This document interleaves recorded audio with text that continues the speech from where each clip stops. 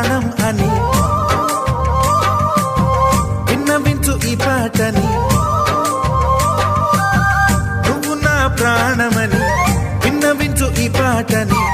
ఎక్కడో దూరానున్నా చుక్కలే విన్నా గాని కదిలించలేదా కాస్త కూడా నీ మనసుని.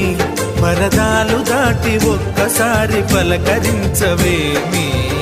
అందరినీ ఇలా వెంటపడి అడగాల సరదాగా నువ్వే ఎదురైతే సరిపోదా. నిద్రపోతున్న రాత్రి నడిగా గుటికి చేరిన గువ్వల నడిగా